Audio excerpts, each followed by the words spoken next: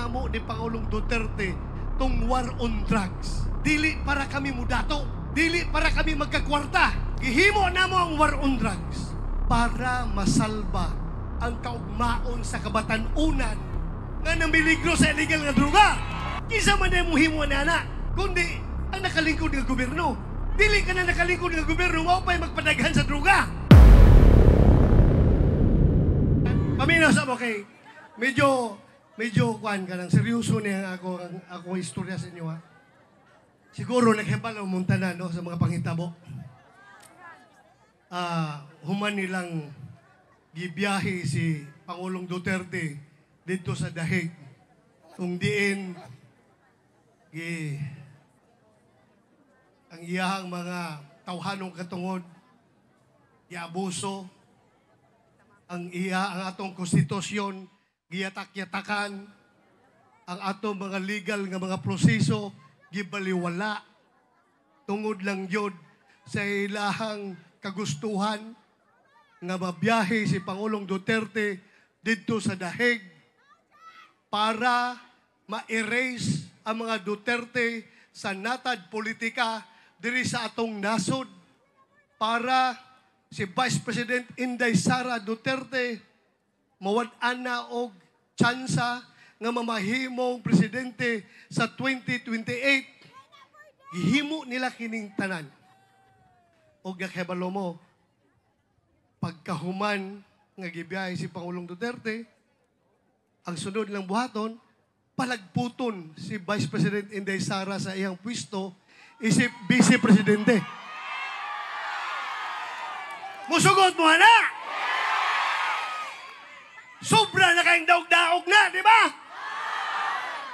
Ilita musugot. Sobra na kayo na. Busa ako.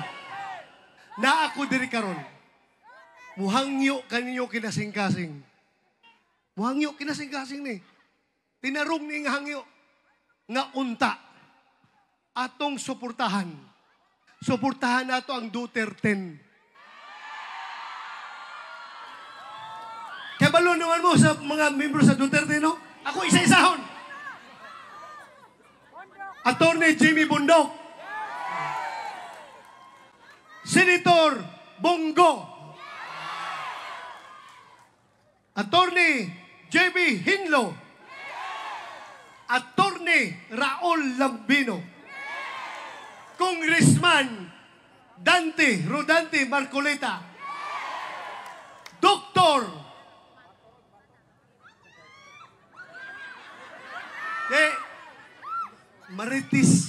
Dr. Maritis Mata. Pastor Apollo Kibuloy. O kini. Maayo kayo ni siyang abogado. Sayang, ako masayangan ko kung dili ni siya makalusot. Gamit kayo ni dili lang sa Senado, kundi gamit kayo ni nato tanang Pilipino. Ang akong bot ipasabot welain, kaning tarong kaayo, kining abogado nga, suko kayo ni siya sa binuang sa gobyerno. Welain kung dili si Attorney Vic Rodriguez. Na si Attorney Vic diha. Ana, paano dito? Atong tabangan. Sunod, si Philip Salvador. Ngayon sila, artista na pero ang iyang kasing-kasing, dako kayang kasing-kasing para sa atong mga pobre. O sa di na ito kalimtan. Nganong ako nag-auhag kaninyo nga suportahan ang Duterte? Ngano? Tungod kay nagaingon ng atong konstitusyon. It takes 2/3 vote of the Senate to convict an impeached official. Ang impeached official, si Vice President Inday Sara. 2/3 vote. What is 2/3 of 24? Kaming mga senador, 24 kami. O sa 2/3 na, 16. Karon, kung inyong suportahan, magkahiusat ang tanan. Ang Duterte, inyong tabangan gayod nga mudaog tanan. So doon na tayo napulo ka senador, plus isa ka-incumbent nga senador, si Senator Robin Hood Padilla, mamahimo na tang 11. Oh. So kung kita doon ay 11 sa Senado, 24 minus 11, pila? 13. Kutob na lang sila sa 13 nga ilang makuhang buto para makonbikto si Inday Sara. So dili ko siya kakuhang 16. Dili ko, di ba? Usa ako, kita mga Bisaya. Ako, wala ko'y problema. Wala ko'y problema sa Mindanao. Kaya bisag di ko mangampanya, muingon ng Mindanao. Sir, mamatay ba? Tanawa. Di na mo kinahanglan mangampanya sa mua. Kay both straight PDP laban mi, sir. Both straight PDP laban mi. Di na kami ng kumpanya sa Mindanao. Suko kay mga tao sa Mindanao. Naay Muslim dito nga warrior sa MILF. Isog kayo bunguton. Last time niya ko sa Kinapawan, fighter to sa MILF, nidool sa kuha, bunguton. Isog kayo, isog. Ingon siya, Sir, pwede ko mugakos ni mo? Kung nga naman, mugakos lang ko, sir. Kung sige, dali, dool, gakos. Gigakos ko sa MILF. Paggakos niya, diretso gagulhol, perting hilag yun. Habang gahilag siya, ningon siya, Sir, sobra na kayo lang gihimo kang tatay digong, sir. Pantay lang ng mga tawanan na. Magkabalos na gihapon tanan nila. Basta sobra yun, sir.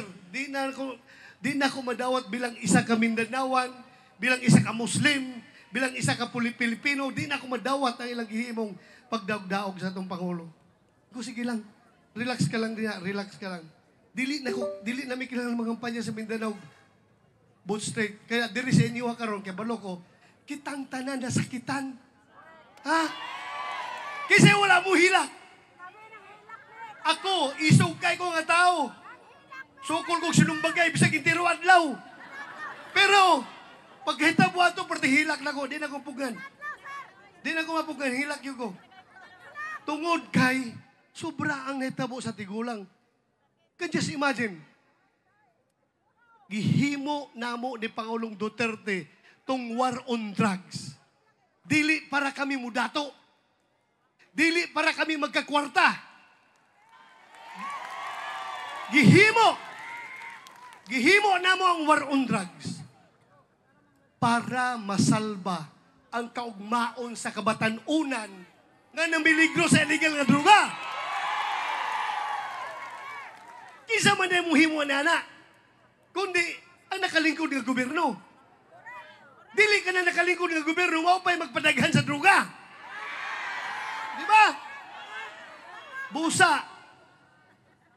Kami gihimo na mo to. Yung si Presidente Digong, bato, naka-obserba ka ba? Doon na natay mga probinsya nga gikontrol na sa drug lord. Dili pwede na nga mamahimong narco-state ang Pilipinas. Busa pugnan nato kini. Naanaday mga probinsya nga drug lord na ang magdesisyon kinsa po pwede mamahimong gobernador, mamahimong congressman, mamahimong mayor, konsehal, tanan-tanan. Kontrolado nila ang politika sa ilang lugar tungod kay daghan ka silang kwarta nga gikan sa droga. Og manarko-state ang Pilipinas, unsa na ikaw mahaon nato? Okay lang ta mga tigulang. Pero mga bata, kaluoy sa ato mga anak, mga apo. Pusa ingon siya, bato, kaisa ra ko mamahimong presidente. Ikaw kaisa ra pud ka mamahimong chief PNP. We will never pass this way again. Ni Anhita, hayahay ka itong pamuyo dito sa Davao. Gihimo kong presidente nga wala na ko giambisyon. Gihimo kang chief PNP nga wala ka nag-ambisyon tungod na sa pagbuot sa labaw makagagahom kay doon na sa emisyon nga ihatag ka na to. Mao ka na ang pagkontrolar sa droga, kriminalidad o korupsyon. Busa gihimo namo sa sulod sa unom ka tuig. Apan, pagkahuman sa paningkamot ni Pangulong Duterte nga magpuyo tang malinawon, magpuyo ta nga layo ta sa kahadlok sa droga o krimen. Unsay gibalos nato kaniya? gibiyahe siya dito sa dahig. Mao ba na atong pagka-batasan pagka-Pilipino? Ha? Is that the way that we thank the old man for everything that he has done to this country? Dili na ito madawat na. Kung doon naman siya sala, dili man perfecto ang tao. Kung doon naman siya sala, nganong dili mas na mo file og kaso diri sa atong korte? Ha? Nganong dalom ni? Nganong isubo man siya, nganong kasi tawag ka na, ihungit dito sa mga dayuhan nga ang MTC, RTC diri, sarado ba? Di sugod, sarado ba? Abre! O nga di ba sa upayalo kaso din ha? Gusto nila sa ICC, kay kadong mga tao dito ay kalibutan sa panghitabo sa Pilipinas, dali nilang mailad, kay nagpaluyo na ng pagpaila ng kaso karon. Kadtong mga NPA, mga CPP, NPA, na nasuko gayon sa pagka-presidente ni Digong, kay nawala ang ilahang mga pwersa. Suko kay sila, balo sila. So, busa, ako hangyo ko nyo, maghiusa ta. Kaya kung di ta maghiusa, dogdaugon lagi hapon ta. Maghiusa ta. Maningkamo ta. Ako, dagdagan ako. 5 minutes no, kanay lang. Ambo ta sa labang makagagahom. Nga mahuman, marisolba ihang kaso, o makauli na yung taon si Tatay Digong diri sa itong nasod. Dugang pag-ampo para tagaan siya sa labang makagagahom o eksakto o piskay nga panglawas para iyahang malusutan ang mga pagsulay ngayang yatubang karon. Kaya na to na!